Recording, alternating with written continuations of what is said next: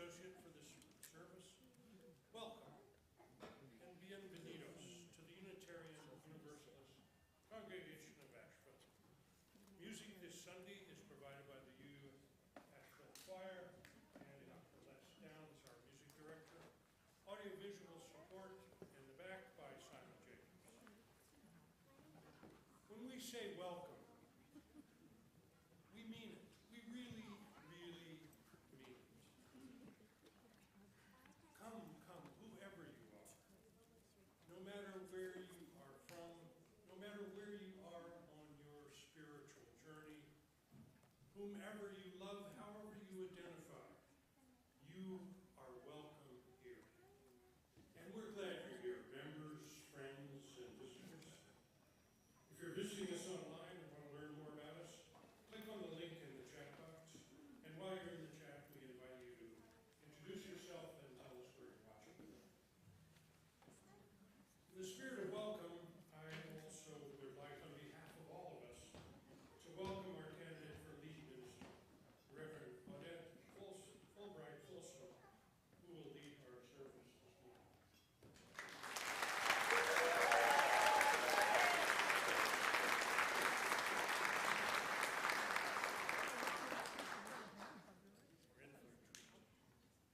Now let's prepare for worship with today's centering music.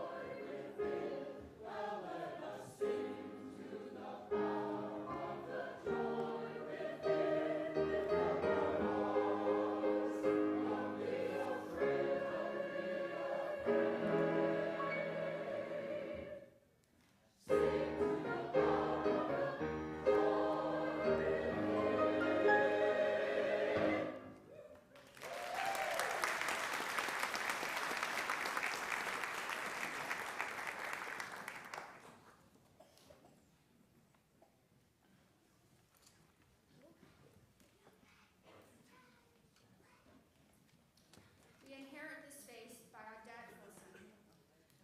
This light we kindle is set in the lamp of our history.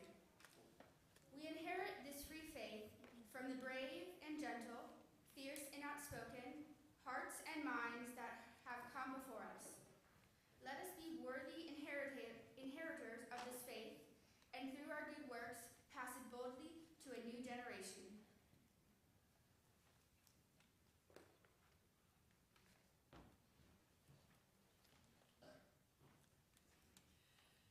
It is amazing to be here with you this morning.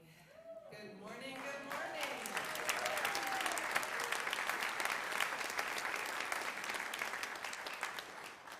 Long roads, lots of hard work for so many people, especially in this congregation. And I just want to celebrate and thank everyone who made it possible for us to be together this morning. And for these words, as we gather, I just want you to take a deep breath, to be aware of this gathering that we do together. And this is actually called The Magic of an Empty Palm by my beloved colleague, Teresa Inés Soto, who is also known as Julia. And I want to invite you, if you want to take a look at your palm while we share these words. The magic of your palm is that though empty, it can be filled. But look at it. One of the planes of creation creation with which your body is equipped. Lines sweeping out to fingers and the marvels of opposable thumbs. That single leap toward grasping. And do not fear if you do not have hands. We know that you too create. And together we take up what it means to hold a value and make it come alive.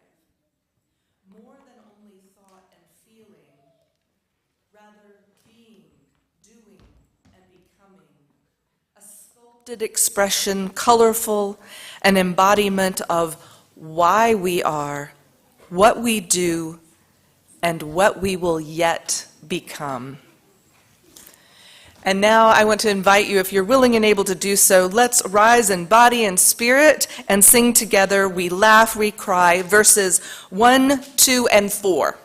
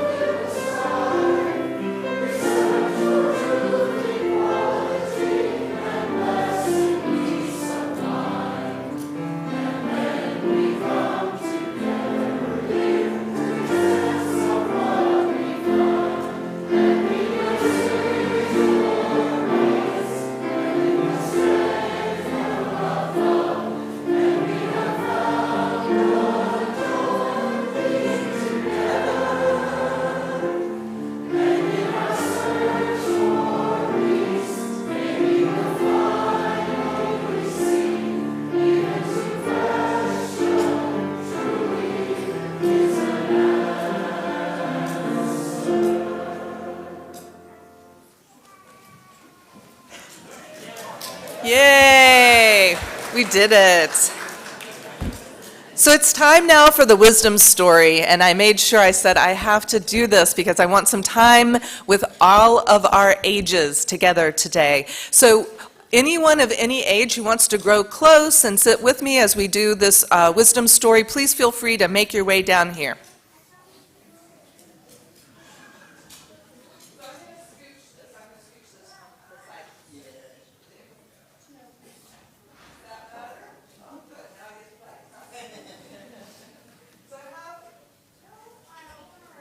Turn it on. Can you hear me better now? Terrific. So I have a story today, but it is because we are talking about stories today. And I have a question. Does anybody here, have you ever in your life heard a story? Anyone? You have. Cool. What story have you heard? I've read a lot of stories. It's hard to count. It's hard to count. It's hard to count. Does anybody want to tell me the name of a story? What's a story you like? Little Red Riding Hood. Boxcar Children. I love the Boxcar Children. Anyone else? What story? You've thought of one?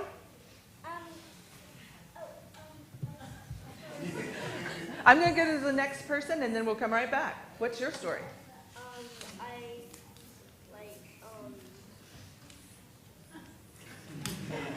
It happens. It happens, right? It just happened twice. What story? I like Elephant and Piggy books. Elephant and Piggy books. Those are great. Hey, wait a minute. I got Elephant and Piggy books. Oh, two votes for Elephant and Piggy. Well, we're going to do a book. Yes. Which one do you like? Owl books and Rebel books. Owl Books and Rubble or Rebel? Rebel. Rebel. Gotcha. What book? What story? Bear Stained Bears? Yes, yes, who doesn't love those? So this is actually a book called You Are a Story. Now, I wonder if you knew that already. Did you know that you are not just one story, you're a lot of stories? And we're going to think about that together today because in addition to the time that we have together, it's going to be part of what we talk about in here even when you're in religious education. So one story is that the truth that you are a living being, right? Is everyone here alive? Everyone? I'm alive. Everyone? Sometimes we feel like maybe that's, but we are alive. So you do things like you eat, right? You sleep, you work and play. But here's another story, right? You're also someone's child. You might have one parent, you might have two, you might have relatives that take care of you, you might be adopted, but no matter who your family is, you deserve all the love. So that's another story, the story of who you are as part of your family. But you're also an animal. Did all of you know that already? Did all of you know you're an animal? Absolutely, right? What kind of animals are we? Does anybody know? Mammals, right? We come from the monkey family. You are a member of the mammals. You have bones, you have hair, you drink milk, closely related to chimpanzees, as already noted. And like all other animals, where do you call home? Where's your home? Earth. Asheville also maybe, right? But you're also something else. Look at this. You are a body of water. More than half of you is made of water. You've got sweat, you've got saliva. The water in your body carries the nutrients in your blood. Rivers, literally rivers flow through you. So you are a body of water. But you're also an astronaut. Were you already aware that you were already an astronaut? Because by being on Earth, we're traveling through space, aren't we, right? We're sailing around the sun, we're going through the Milky Way, so we're always moving in space, which makes us an astronaut. Yeah. And we're friends. We are also, look at this, we're under construction, right? Not necessarily like a building, but not necessarily not like a building, right? We're not finished. None of us are. Even people often talk about children growing, but we're all still growing and changing. We're a work in progress. And even when we grow up, we're not finished then because we're always building ourselves. But maybe not last, but another piece that I really love is that you are a mystery. Have any of you ever seen like Scooby-Doo mysteries or anything like that? Yeah. I read a book about mysteries. And you've read a mystery book. And you yourself are a mystery because there's so many things we don't yet know. Whether we're young or older, there's always something we're going to discover that's new. So it's like being a mystery. So as you can see, you actually really are a story.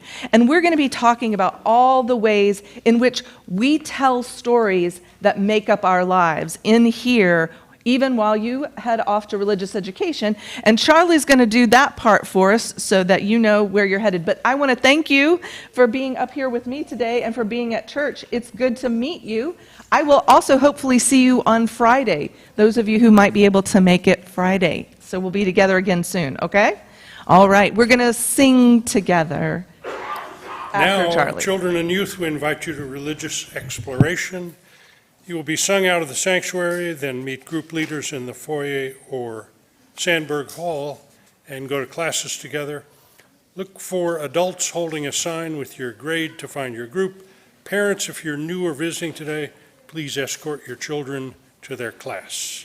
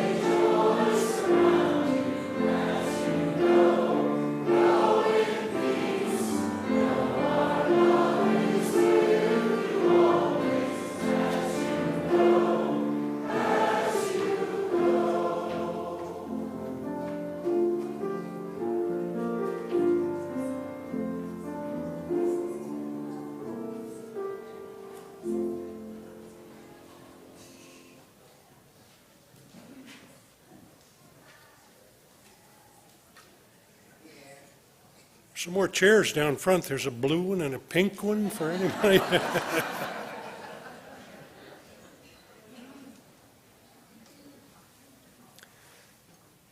How I Go to the Woods by Mary Oliver. Ordinarily, I go to the woods alone, with not a single friend, for they are all smilers and talkers and therefore unsuitable. I really don't want to be witnessed talking to the catbirds or hugging the old black oak tree. I have my way of praying, as no doubt you have yours. Besides, when I'm alone, I can become invisible. I can sit at the top of the dune as motionless as an uprise of weeds until the foxes run by unconcerned. I can hear the almost unhearable sound of the roses singing. If you have ever gone to the woods with me, I must love you very much.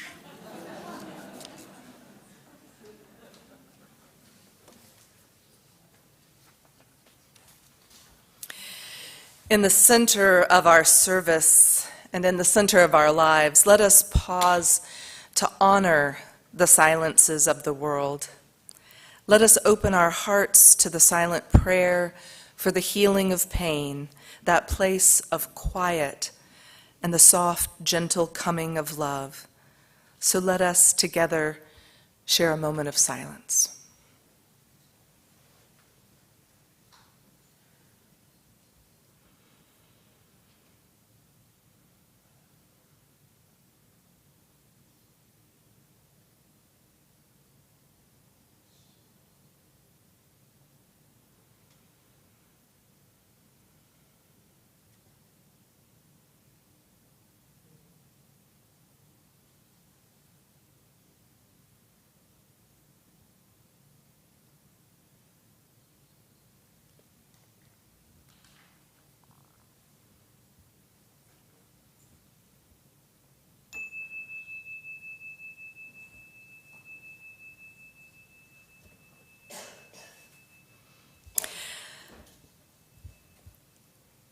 Now is the time for acknowledging our joys or sorrows with the candle lighting ritual.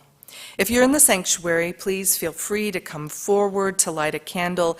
If you're online, please write in the chat box any joys or sorrows that you would like to share with the congregation.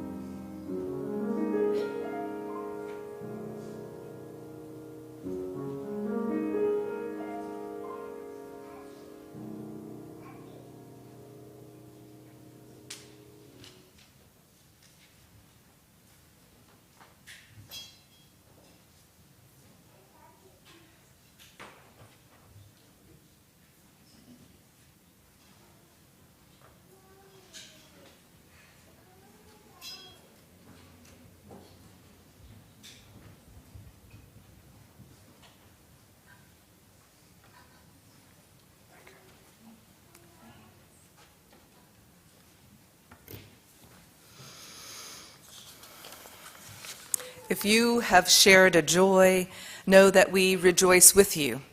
If you have shared a sorrow, know that you are held in love and in care by this community. But now, slightly different perhaps than what you usually do, I want to take a moment to share a pastoral prayer together. So in a spirit of meditation, love, quiet, centering, let us share these words together. Every prayer is an ode to love. Even quiet desperation speaks to our longing for some connection, some way to save or be saved. Our thirst for life is a love song, and every embrace part and parcel of its melody. Let us pay attention to the song we are singing. Let us offer our own distinct refrain into the choir universal and be in harmony with all living beings. This morning, let us be attuned to what we may learn, what we may give, what we may be called to be a part of. May joy and gratitude flower in our hearts. May we hold the names of those we love, those to whom we owe our lives, and those who we remember in this time together. Amen, Ashe, blessed be.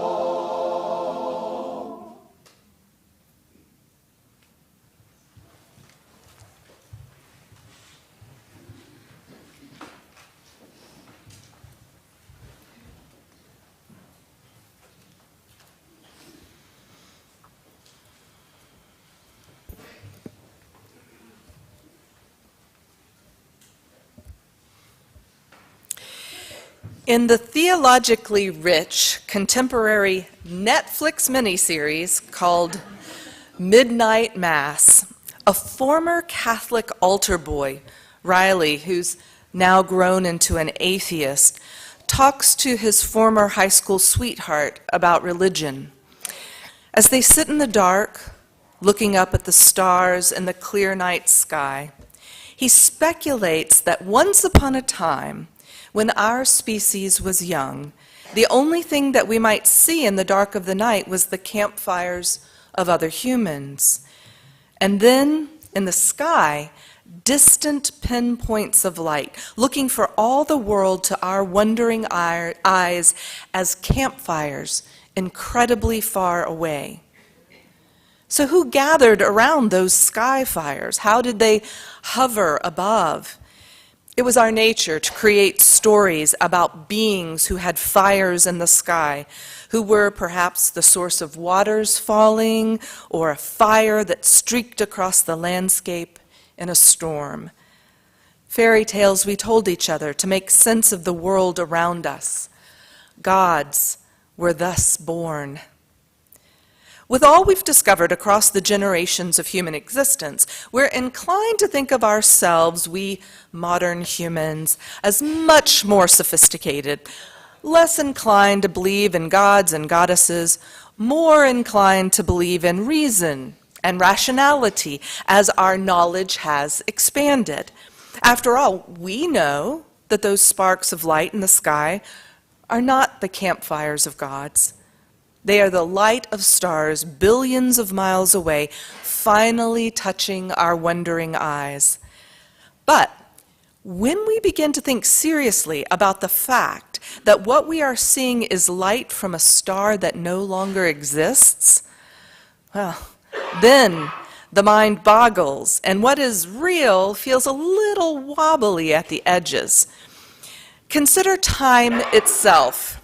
MIT physicist Max Tegmark says, we can portray our reality as either a three-dimensional place where stuff happens over time, or as a four-dimensional place where nothing happens, a block universe. And if it really is the second picture, well then change itself is an illusion, because there's nothing at all that's changing. It's all just there, past, present, and future.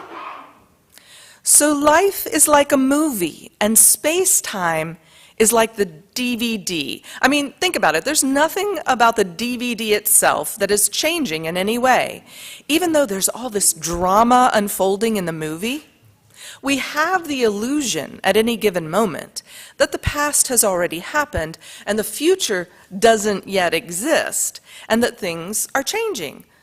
But all I'm ever aware of, he says, is my brain state right now. The only reason I feel like I have a past is that my brain contains memories. What time is and whether our experience of it is entirely illusory is still a subject of real debate among scientists. We don't know for sure. We speculate, we test theories, and we work to know more. But along the way, we craft stories to communicate as best as we can about it. For example, Tegmark's DVD story. I mean, a little dated, we admit, in a streaming era. It communicates fairly effectively, right? But it's no more literally true than Riley's Campfires of the Gods story in the first example. It's simply a story, a way to engage patterns in our minds so that we can understand something new. Without a story, we struggle to understand or even remember what is important. It would be literally impossible to overstate how much we rely on story to survive. In a modern age, I might tell you a story that our brains are incredible supercomputers, sorting through such vast amounts of data that it has to rely on shortcuts and to block out inconsequential data so as just to keep us upright and moving as safely as possible in the world. And this is why right now, pretty common example, you do not see your own nose in your field of vision, right? It's there, but your brain has dismissed it from its sphere of useful attention. And some of you may know this experiment as well, right? It's why so many people in Christopher Chabris and Daniel Simon's famous invisible gorilla, how many of you know the invisible gorilla experiment, right? It's pretty popular. You can easily find it on YouTube later if you don't know it. But so many people did not see the person dressed as a gorilla walk into the middle of a group of people passing a basketball, pause, beat his chest, and then walk off again. People did not see the gorilla. Our brains are wondrous, but they operate in ways that we still don't fully understand. What we do know is that they seek patterns, that detecting familiar patterns in particular releases highly rewarding chemicals in our brain, and that our emotions are far more in charge of creating our stories than we so-called rational people would like to admit. So Jonah Lehrer, author of an amazing book called How We Decide, helps explain why we should be more grateful for how our emotions influence our choices and our behavior. So he's a master storyteller himself, and he tells a true story of Lieutenant Commander, another person named Riley, Michael Riley in this case, who had to make one of the most consequential decisions during the entirety of Operation Desert Storm. Okay, so Riley was stationed on the ship Gloucester, a ship that was tasked with protecting the entire Allied fleet. It monitored the airspace around an entire convoy of stationed ships. So the naval officers at this time were keeping a brutal schedule, and on this particular night, Commander Riley had begun his shift at midnight, and he was still tiredly staring at radar blips at 5:30 on this particular morning, when he saw another one. He saw another blip. And Lehrer writes, although Riley had been staring at similar blips all night long, there was something about this radar trace that immediately made him suspicious.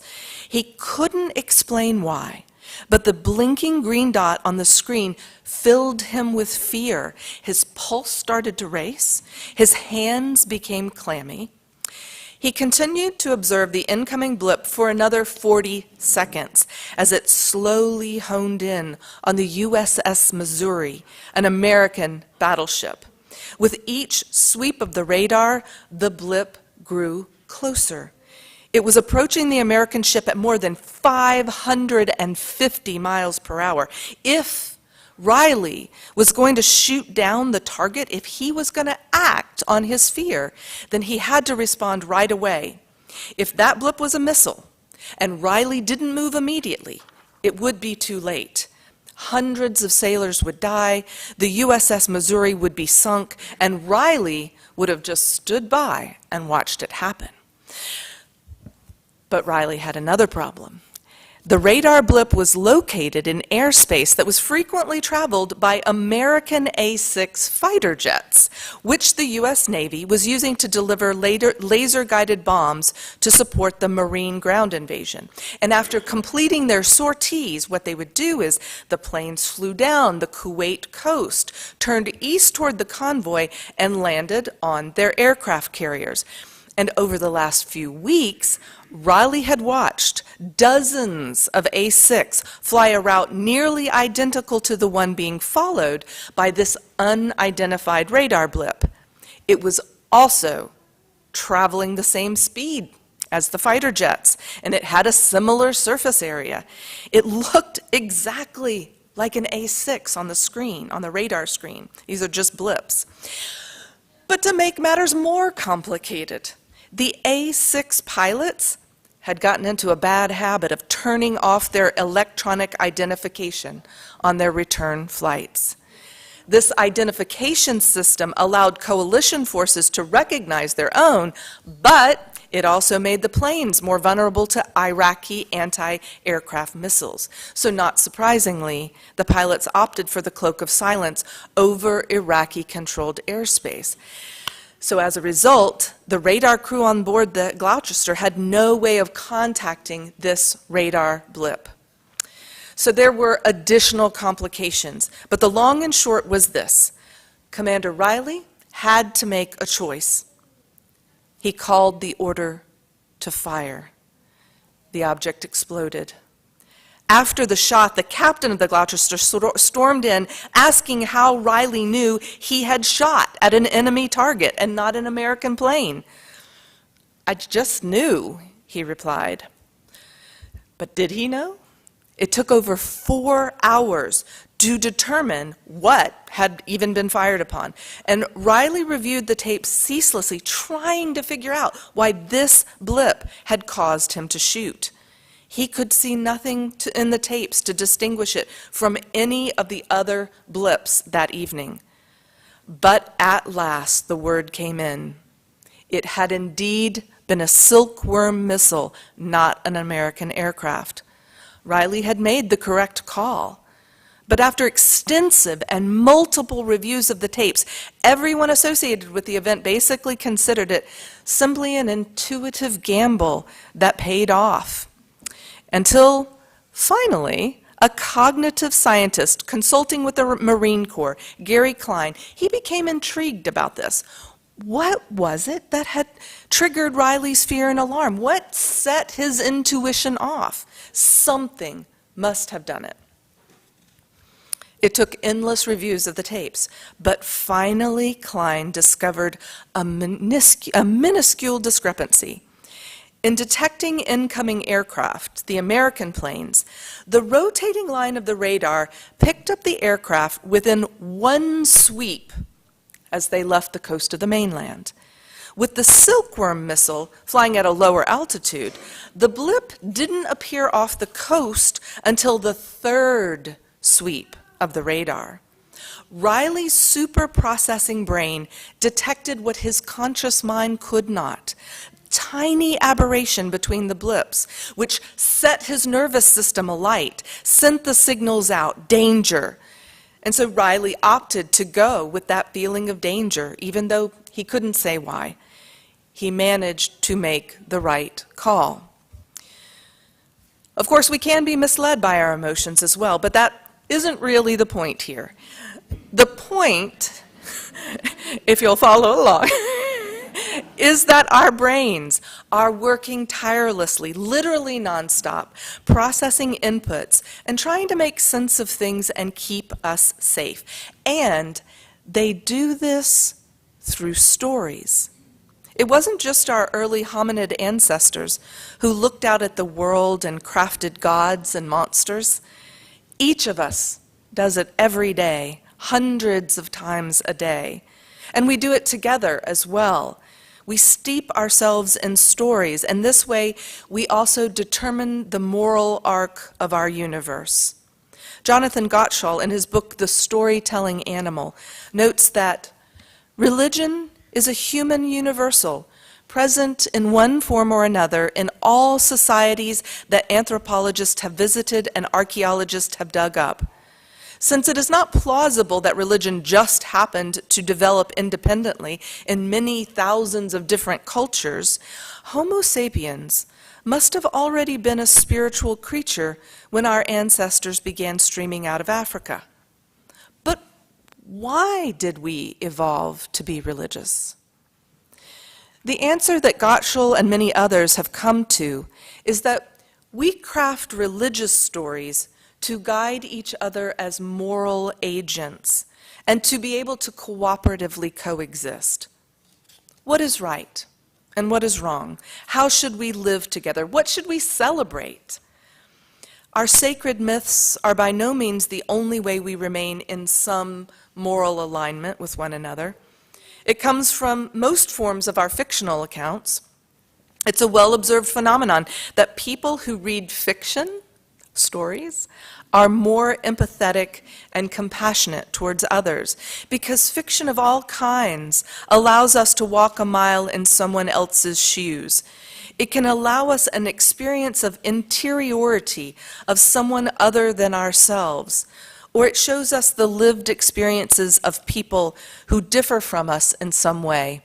Once I was saying that, and someone reminded me that biography and autobiography also can do that for us.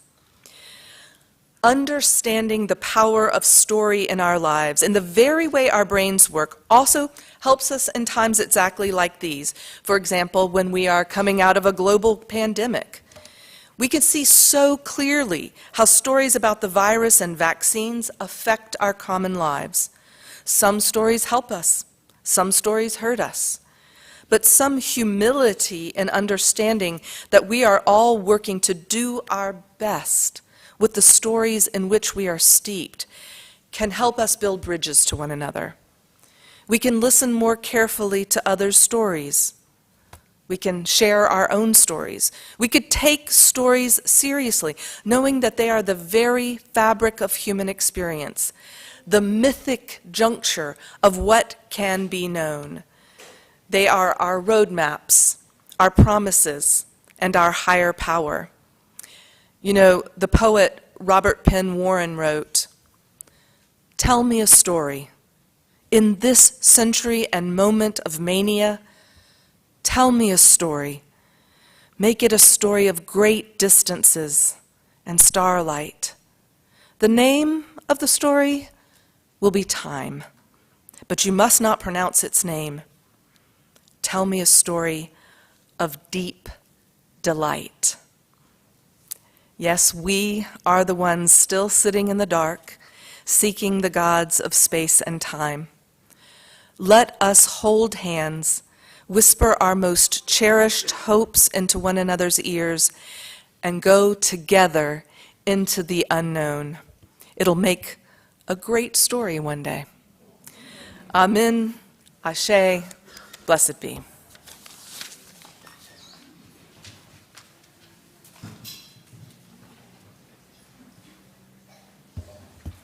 See, I have competition on airplane stories.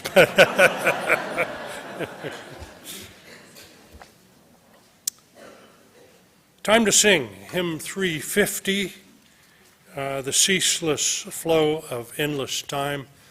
Rise as you're willing and able. Thank you.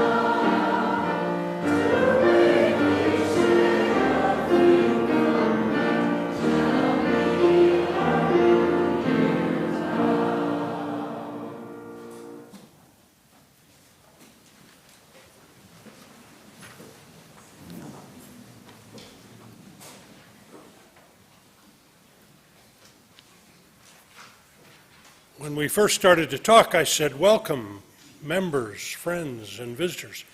And I bet we have some visitors here today. If you would like, would you care to stand and say your name? Tell us where you're from. The ushers should be finding their hand mics. There we got one. Hi, I'm Beth Damon, and I'm visiting from the Unitarian Church in Montpelier, Vermont. Welcome.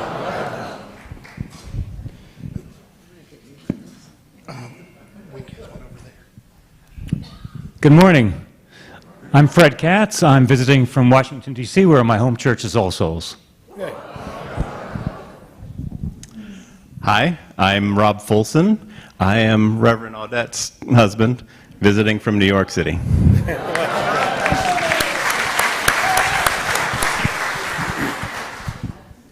Hi, I'm Jordan. I live here visiting with y'all. Thank you. Welcome, Jordan.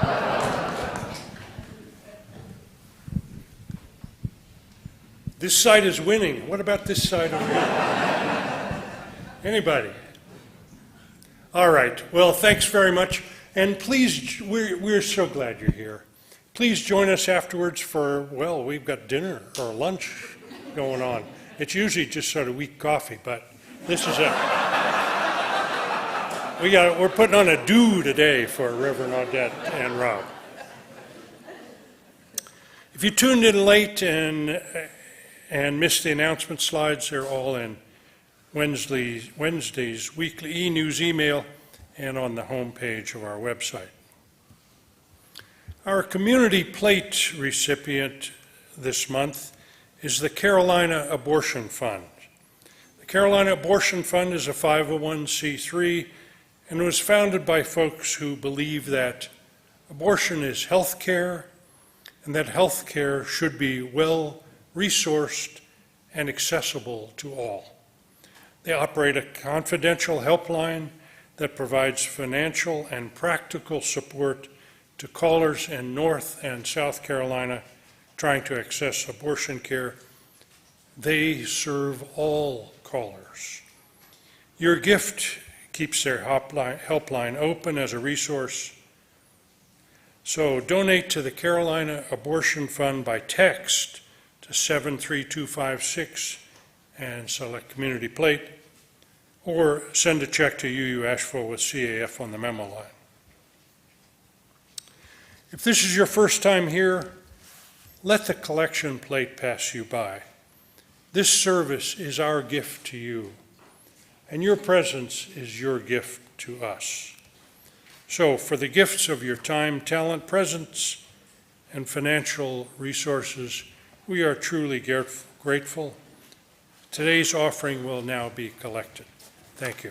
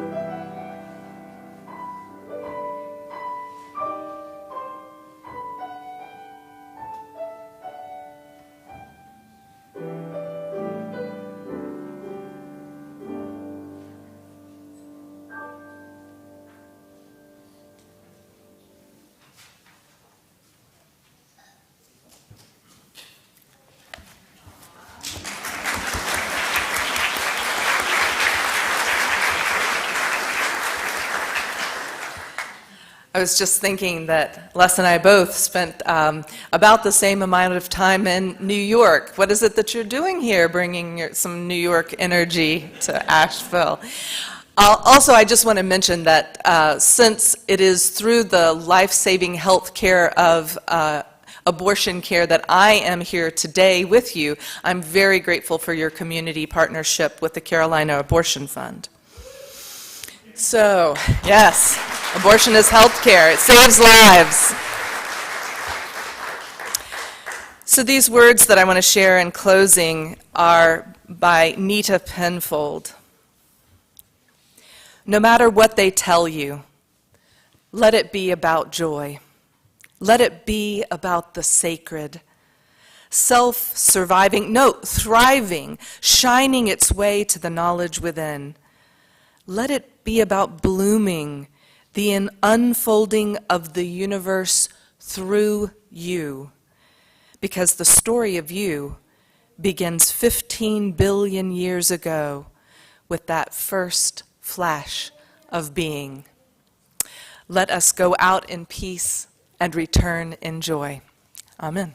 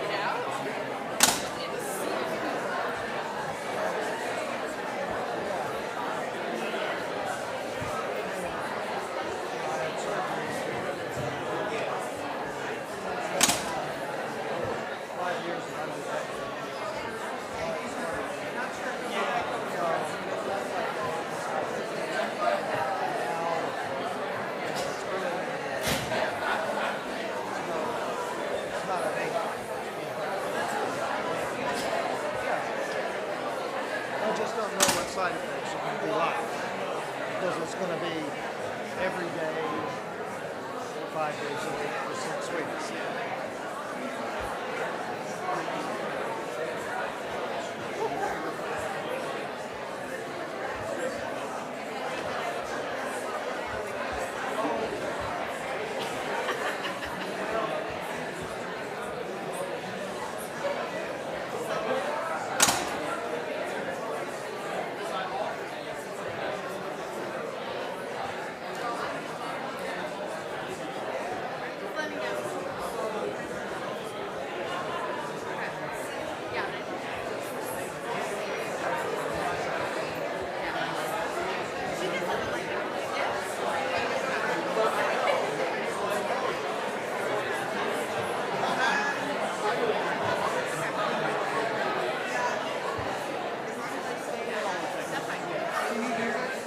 Very